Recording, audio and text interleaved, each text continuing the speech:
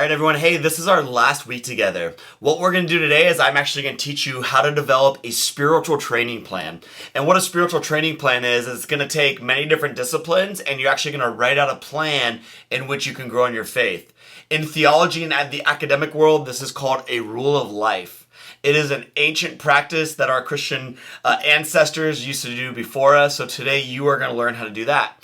This is our last week together, so we're going to take everything that we have thought about and learned up until now, and we're going to kind of package it all together, okay? So I'm excited to do this with you. So here is what a soul training plan is, okay? If you were to think about life, okay, when you set big goals, like maybe you have a goal to lose weight, or to get a really solid foundation financially, or you want to develop a retirement plan. All of these things we are talking about, losing weight, going to the gym, setting goals, all of those things in your life, they take you setting a plan. And yet when it comes to faith and spirituality, it seems like it's one of the only things in our life that doesn't really get a plan or the same attention that maybe these other matters do. When in reality, our spiritual heart and our soul and our relationship with God is more important than any of those things. So today I want to teach you how to make a spiritual plan so you can grow in your faith. And like I said, these are called a rule of life. So today you're going to learn how to make a rule of life. A rule of life is a plan that you will develop that will be a plan of growth for your faith, okay? So what we're going to do is instead of just trying to shove your spirituality into your already busy life, we are going to look at your life from a holistic perspective, all of your tasks, all of your prior commitments, everything you've got coming up, and we're going to develop a plan based on your unique stage of life. Because if you don't take into account every other thing you have going into your life, and you just try to throw your spirituality into your life sporadically, I don't know about you, but for me, what happens is I'll wake up in the morning and my girls are wrestling. They want to wrestle. They want to go on a walk. If I don't get up early enough, I don't get that time with God. So what will happen is, say my girls want to hang out with me. They want to go on a walk or play. What I'll say in my head is, oh, you know what? I'll just do it. I'm going to spend time with God later or tonight when I'm going to bed. And if you're anything like me, you know what happens, right?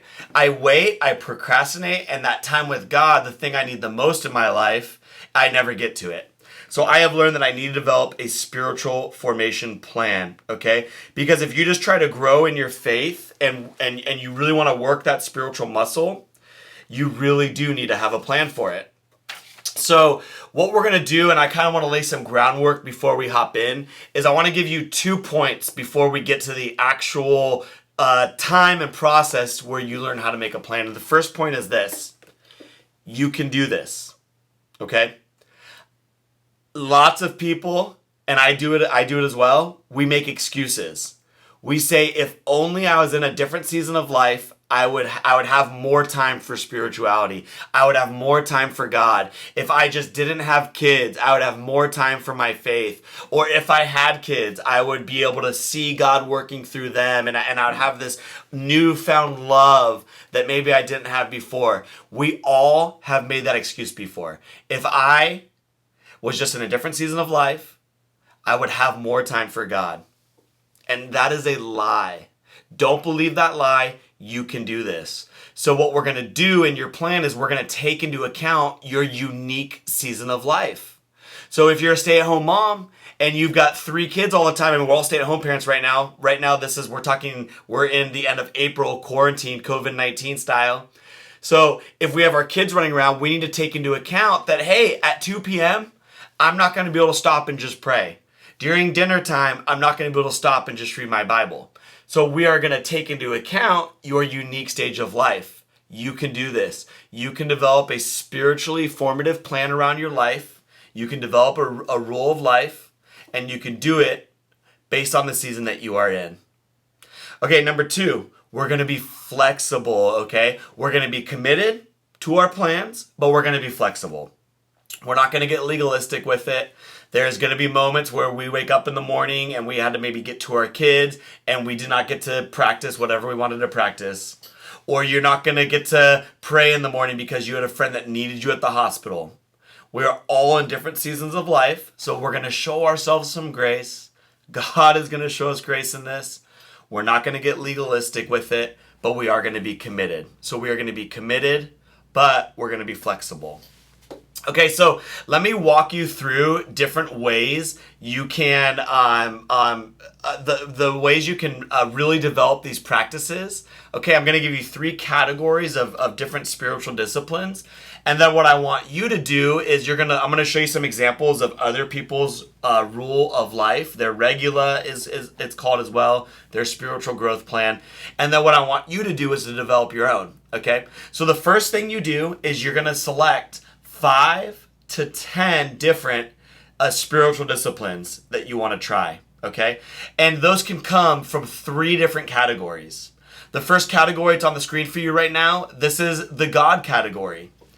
And the second category, it's on the screen for you, is yourself. Spiritual disciplines that are going to really help you. And then the third category, it's on the screen for you right now. This is others. This is going to help us practice and strengthen that muscle of generosity.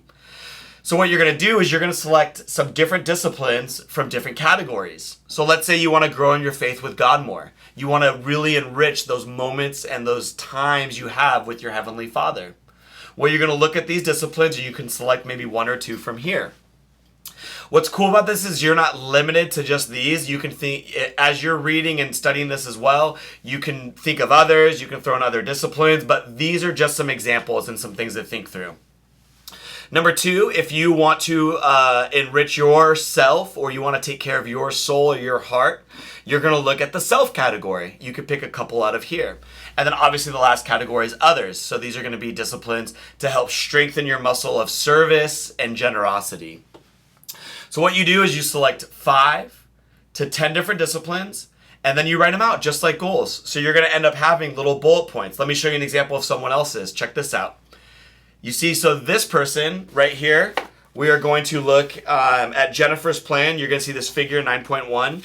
She is going to count her blessings every Sunday before she goes to sleep. Very practical. She's putting a time, a day. She's putting the exact discipline. She's going to sow 3 times a month. Pray through Psalm 23 every morning. Take a drive every Sunday with my family to get ice cream. Give myself margin every weekend. Okay, so you can look through Jennifer's plan. Here's another plan. Here's Matt's plan. He's going to do dishes 2 times each day for 15 minutes. That's a great way to serve his family. Practicing God's presence daily. He even puts times with him. He must be a little more type A like me, so he's putting specific times. And you can read through these different things he has at the bottom. Sabbath 3 times per month, Friday into Saturday. A spiritual direction once each month is scheduled. So these are just some examples of different people's plans. I'm going to attach them with links in the description here on YouTube or Facebook so you can access these and see them and kind of be inspired by other ones that you're seeing. But that's what you do. You just pick some spiritual disciplines, you write them down, the times and days you're going to do them, and then you commit to them. Couple warnings, okay? Like I said before, be flexible, all right? Don't overdo it. So if you're pretty busy, I would start off with maybe just 5. And then as you get comfortable with those, you can add more on. And then what I do is after about 6 months, I tend to be a little golden retriever. I maybe get bored with the ones I'm doing, so I'll switch them up to keep them fresh. And then also, don't limit yourself to what you're seeing here. So as you're discovering other spiritual disciplines, feel free to add those. Don't feel like you have to pick just from the ones I've listed. So I hope you guys have a lot of fun with this. I'm praying for you in the midst of it. There was one more thing I wanted to tell you. What was it? Oh man, it's about the disciplines. I'm totally drawing a blank right now. Okay, this was so important. I finally remembered it. I'm so glad I remembered it, you guys. You need to pick things that are not going to be easy for you, okay? So have maybe if you're doing 6, I would say have 4 that are all about you. Maybe you're a prayer warrior, so you got prayer in there. You love reading your Bible, so you got Bible time in there. But maybe you've been struggling with generosity. So throw something that is going to challenge you and strengthen you in generosity. These are called spiritual disciplines, not spiritual comfortability, all right? These are supposed to push us and strengthen us and be disciplines, okay? They're supposed to be hard at some point. So pick a couple that are actually challenging and difficult for you. And the last thing is, I'm actually, right after I get off of this with you, I'm going to develop mine for the next 6 months because I need a new one, and then I'm going to post it for you so you can see what mine is. What I want you to do is to develop yours this week. Okay, it's Monday. I want you to be done by Thursday or Friday, and then email it to me. And I'd love to talk it over with you. I'd love to pray with you and pray for your plan. So I hope you have fun with this. I hope this is helpful for you. If it was, drop a comment below. And don't forget to like and subscribe to Canyon Springs Church. All right, I love you guys. Bye.